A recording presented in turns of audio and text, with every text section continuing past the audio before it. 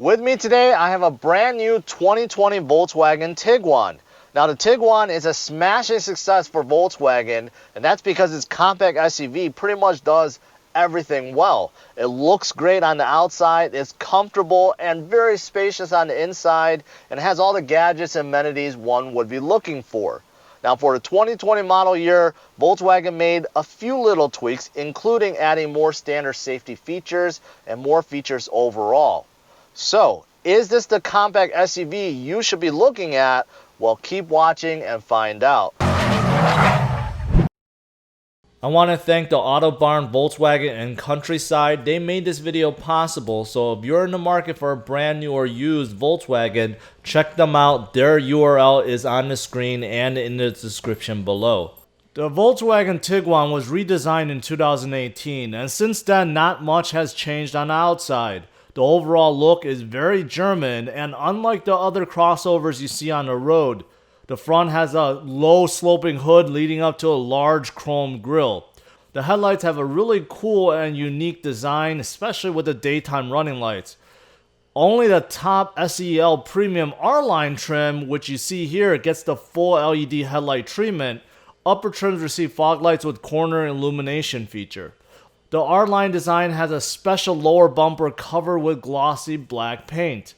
The side profile of the Tiguan looks like a proper SUV. It has nice sculpted lines with a high belt line.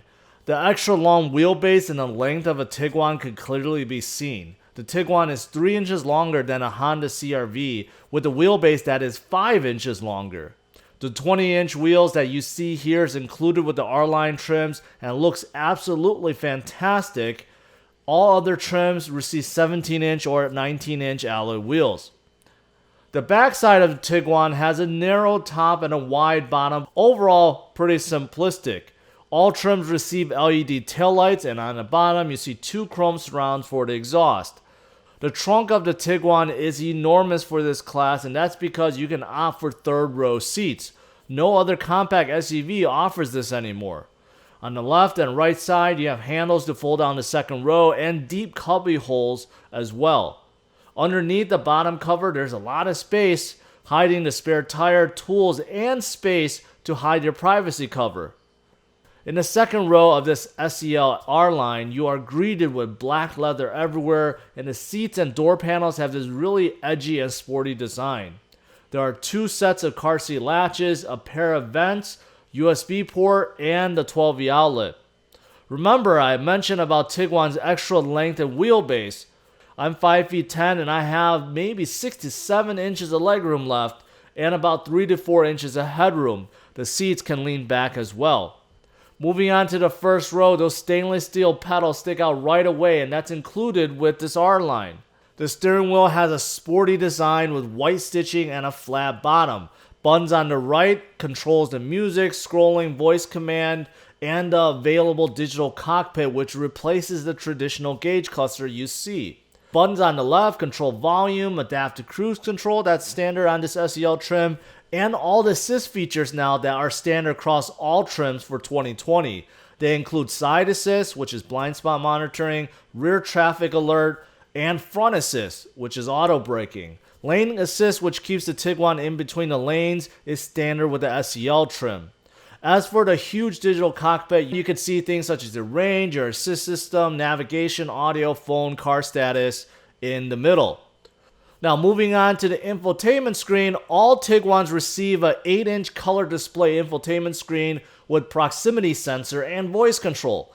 Proximity sensor is actually really cool and reveals menu items before you even touch the screen. Apple CarPlay and Android Auto are compatible. The graphical interface is modern and very responsive, and there are touch buttons on the side for quick navigating. Climate controls are physical and they are on the bottom. However, if you want to control the temperature through the touchscreen, you can do so as well. Heated steering wheel and heated seats have a shared physical button and leads to some confusion when you want to turn one off or the other off. Underneath the climate controls, you have 2 USB ports, an aux port, 12V outlet, and wireless charging that's standard on this SEL R-Line. Around the shifter area, you have a few buttons, one for engine auto start stop, which is now standard across all trims. There's also one for the overhead view camera, which gives you a 360 view. That's really cool. The screen is really high res, by the way, and the same goes with the backup camera. The rest of the buttons are for starting the engine and electronic braking. The Tiguan's with the 4Motion all-wheel drive gets a drive mode selector as well. You can choose Eco, Normal, Sport, Off-Road, and Custom, which allows you to adjust pretty much everything to your liking. On top, there are some HomeLink buttons underneath the rearview mirror, some light controls, and controls for the massive optional panoramic sunroof. As for engine, you only get one. It is a 2-liter turbo engine that pushes 184 horsepower and 221 pound-feet of torque. Now this engine is mated to an 8-speed automatic. Alright guys, let's go for a drive and see how this Tiguan is on the roads. First impression is, let me talk about space, because I'm really surprised in terms of how much space and how roomy it is in this Tiguan. Now this is categorized as a compact SUV, but in my opinion it's really not. This is really like a mid-size SUV. There is a ton of space in here. Now in terms of driving position, I feel like I'm sitting quite high compared to some of the other compact SUVs I've reviewed recently. I'm definitely sitting a bit higher than those, and that means you get a bit more commanding view of the road and around you, and I think that's a good thing. And these seats, I showed you guys how gorgeous these seats look. Very sporty, very bolstered, right? I could definitely feel it. It's hugging my back, not in a bad way. It's actually hugging it really good. It makes me feel like I'm not gonna slide around these seats. Now this R-Line that I'm testing right now comes with 20-inch wheels. And of course, with bigger wheels, you have a smaller sidewall, which means there's less cushion, right? It means usually you get stiffer, more bumpier ride. Right now, I don't feel it as much. On my way home, you know, there's a patch where it's a lot more bumpy on this freeway, a lot more bumps and patches and imperfections. So I'm going to see how it feels then. But right now, the suspension is actually quite nice, and I'm surprised by, you know, overall how comfortable it is so far. Now what's interesting is part of the standard safety features you now get in this Tiguan, one of them is lane assist, which keeps you within the lanes. Now, almost every car I've tested this, it's either a hit or a miss. First of all, it has to see the lines. But the second thing is, if it keeps you within the lanes, usually there's some kind of warning. Like the steering wheel would vibrate, or there's something that pops up on your dash, or there's some kind of chime or beeping. I just tested it here, and this one doesn't do any of that. There's a small little mark on the bottom that normally is green and it turns yellow. But outside of that, I don't even know that, you know, this Tiguan is helping me. Other than I do feel it in the steering wheel. I feel it turn back, but I don't feel any kind of warning or get any kind of warning or anything like that. So I don't know if that's a good thing or a bad thing, because normally these systems kind of tell you to, you know, make you more alert. This one kind of just does it for you, and you just got to pay attention.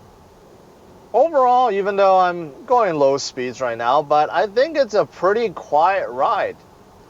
I don't really hear much, you know, especially with these large tires. I don't hear any road noise. Wind noise is pretty quiet too. I don't hear a lot right now. Once I get up to speed, go a little quicker, I'll let you guys know. But so far, very quiet ride. Visibility, I gotta say, is tremendous. Huge windshield, windows all around you. No problems with blind spot. I mean, that rear window is massive, but in case somehow you needed help, blind spot monitor is equipped in here, but no problems with visibility. Now, rear window also very huge. Now, I will say the middle headrest cuts in a little bit, especially if it's up. That's the only thing. With that down, you get a massive view of behind you.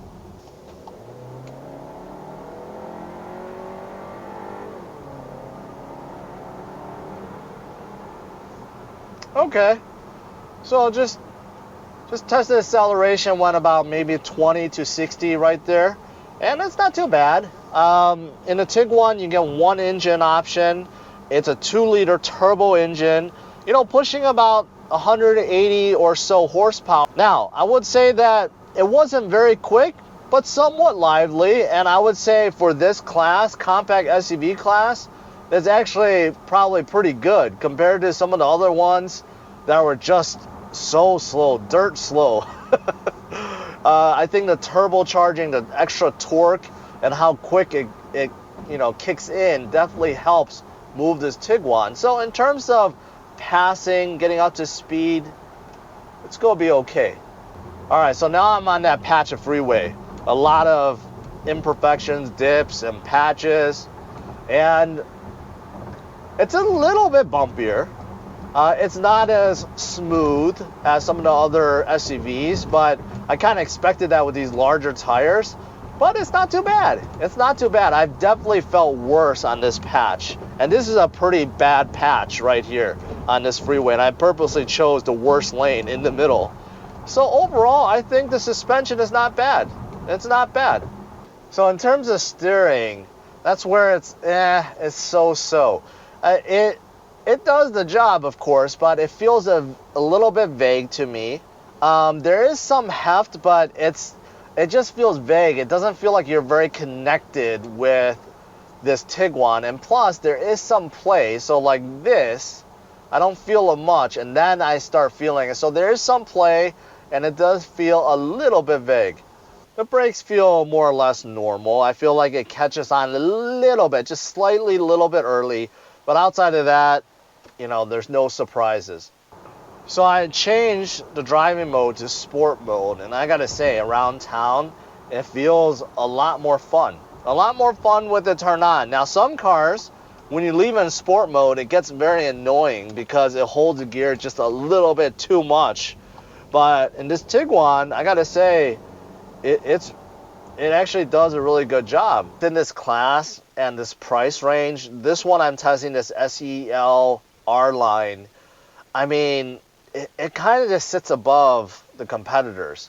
From the outside, it has a very sporty and aggressive and modern design. It looks like it doesn't belong in this class, right? It looks like a luxury car. And on the inside of the cabin, I gotta say, I get the same feeling too. It just feels like, overall, this is not in the same class. This is competing with the luxury cars and not so much the normal cars. As for trims and pricing, there are 3 main trim levels, and they are S, SE, and SEL. And each one could be opted with 2-wheel drive or 4Motion all-wheel drive. The S starts a tad under $25,000. Now with the SE trim, you can opt for the R-Line Black, which adds on a few things on the outside and on the inside. And with the SEL trim, you have the R-Line, which also does the same thing. The SEL Premium R-Line with 4Motion, the one I'm reviewing today, starts a tad under $39,000. Lastly, let's look at the good and bad to this brand new Tiguan. Starting with the good, it has a stylish and German look on the outside. On the inside, it has a beautiful cabin and seat design. There is loads of space in all rows and the trunk. The infotainment screen and digital cockpit are beautiful. You get a comfortable ride with a great suspension. And finally, the new standard safety features is definitely a plus. As for the bad, there are a few things. The steering feels vague and light. There are some features that's only available on the top-of-the-line SEL R-Line. The fuel economy trails its rivals, and there's only one USB port for the second row. Overall, I'm giving a brand new Tiguan a score of 95, and if you want to see how this Tiguan compares with its peers, check out driversonlyrankings.com. Thanks for watching, guys. Make sure you hit the like and subscribe to the channel if you haven't already, and check out these other videos.